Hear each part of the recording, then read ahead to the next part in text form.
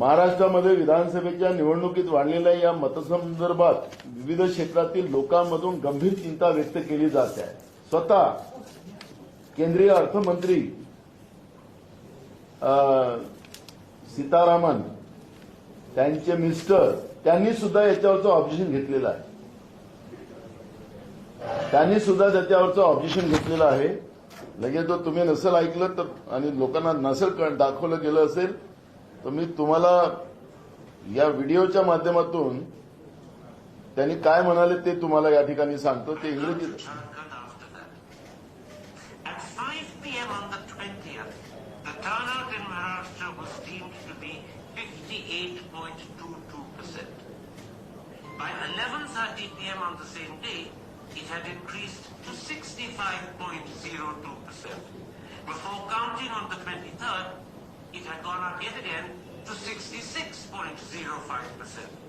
This means that the turnout increased by 7.83%. That's such an astonishing figure, I want to repeat it for the audience, that the turnout increased between 5 p.m. and 11:30 p.m. by an astonishing 7.83%. That's such a huge increase in terms of the number of people. Can you start by estimating for me how many people that would actually be?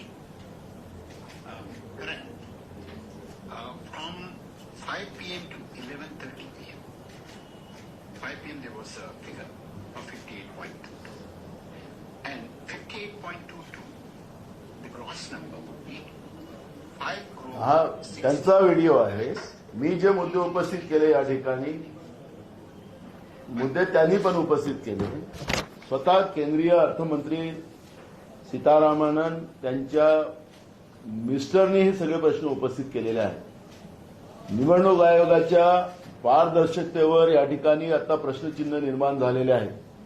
निवडणूक आयोगाने याचं उत्तर दिलं पाहिजे आणि हे जे संध्याकाळचे 5:30 वाजताच्या नंतरचं जे मतदान झालेलं आहे त्याची आम्हाला फोटोग्राफी किती 2-3 किलोमीटरच्या लाईनी लागल्या असतील ना.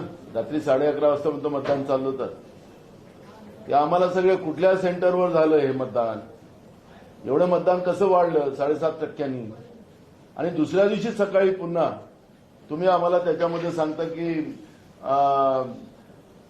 जवळपास म्हणजे 7.83% पुन्हा वाढ त्यांनी दाखवलेली आहे.